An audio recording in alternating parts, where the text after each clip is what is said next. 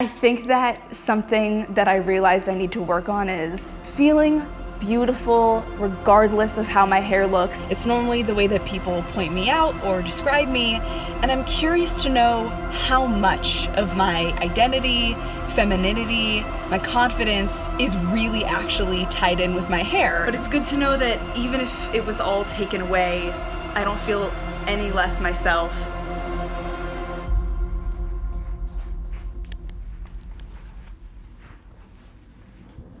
Am I okay? Do I sound okay? Looks good. Hi, I'm Megan Boykoff, and on March 31st, 2018, I was diagnosed with colon cancer. It's kind of funny because the kinds of stuff that I was making for the internet before my diagnosis revolved around checking things off my bucket list or my relationship to my hair. And then I lost all of the hair that I was just learning to love, and I almost lost the life that I was checking things off my bucket list for. And I had to actually experience all of these things that I had been the most afraid of. Oh God.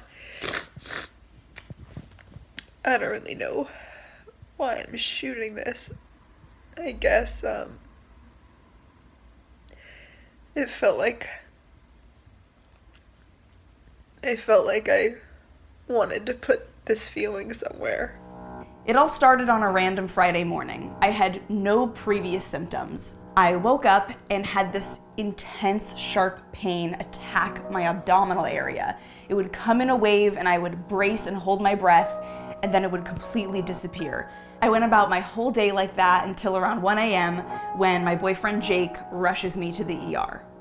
I'm admitted to the hospital, some scans are taken, and they find a blockage in my ascending colon.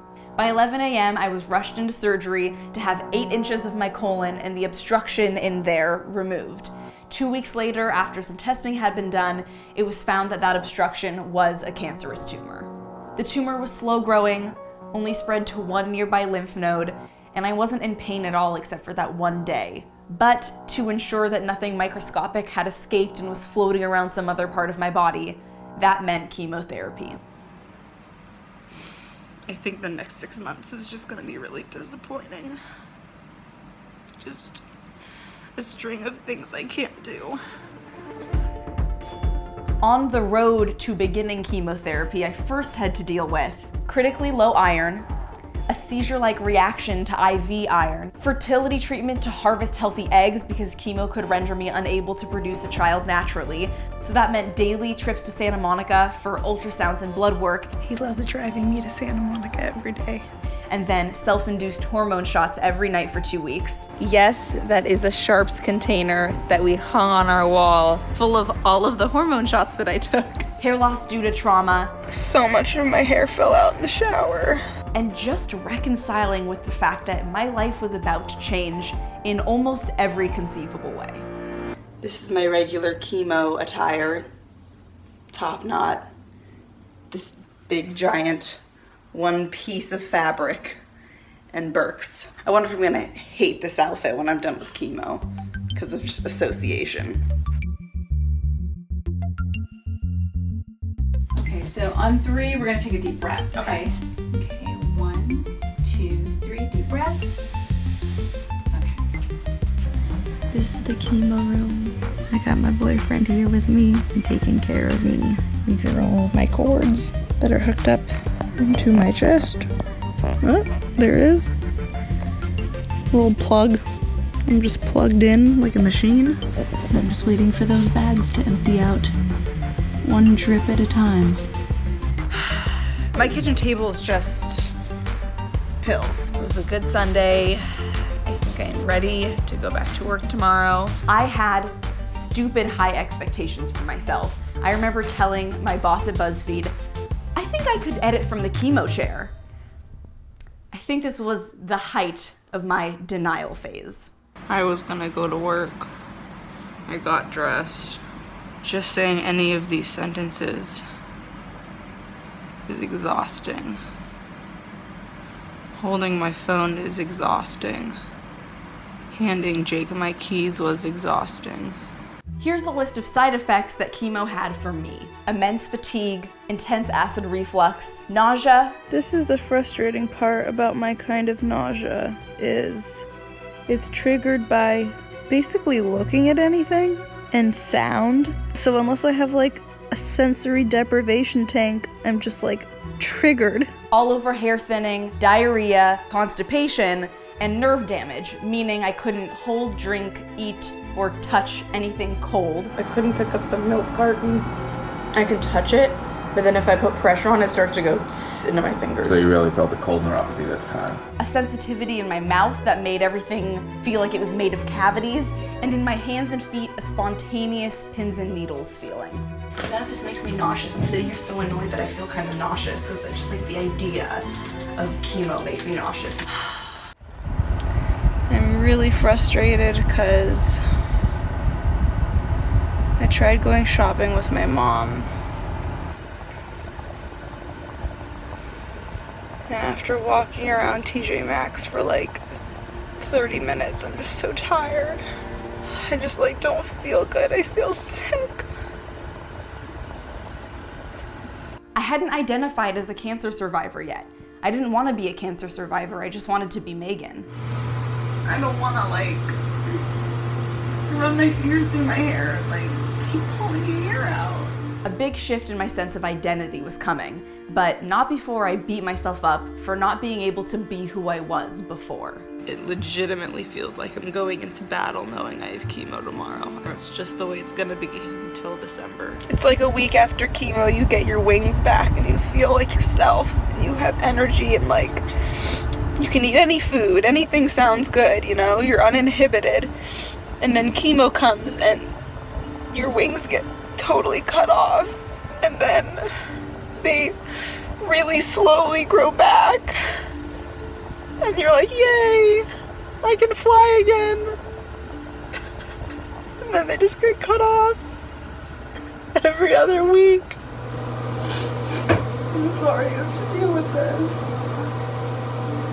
I think everybody's sorry you have to deal with this. Today I went to the fertility clinic and they gave me my options, which is really just one, to have this surgery to harvest my eggs at 26.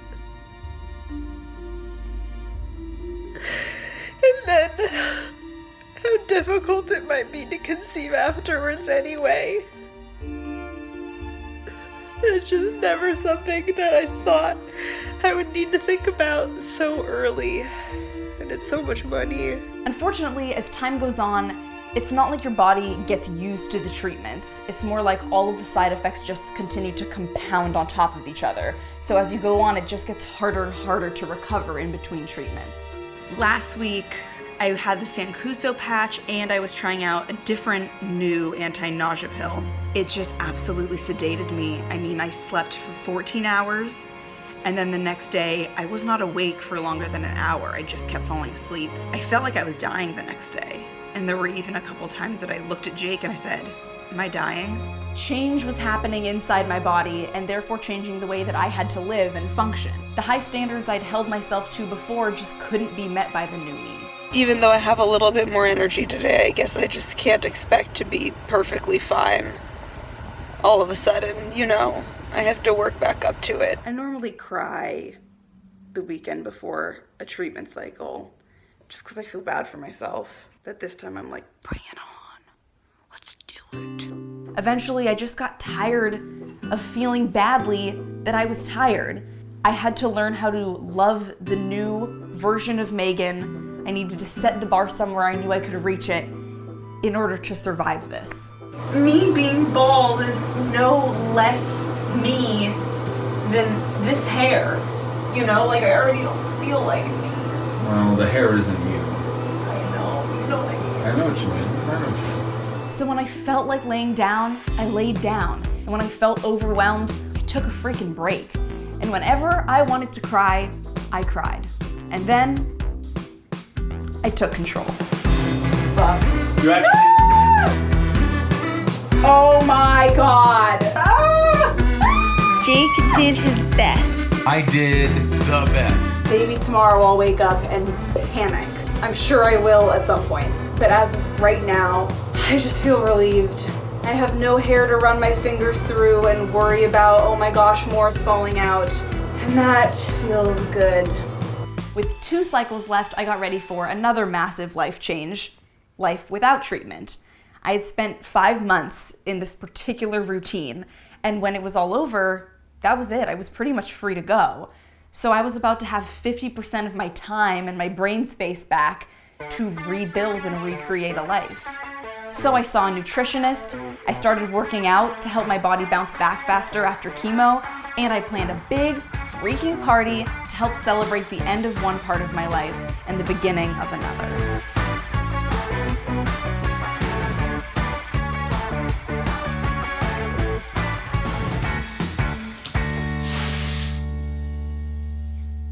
I wrote this letter to myself halfway through treatment, not to be opened until treatment was all over. I'm done with chemo, and I haven't read this letter yet, so I'm going to read it now. August 27th, 2018. Dear Megan, happy halfway through chemo. Whew, I'm already gonna cry. Or by the time you're reading this again, happy done with chemo and cancer, hopefully forever. You did so well.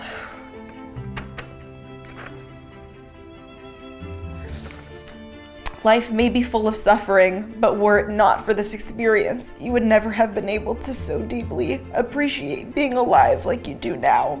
You'll find yourself again. Even if you're hurt, you're sick, you feel alone, you are alive.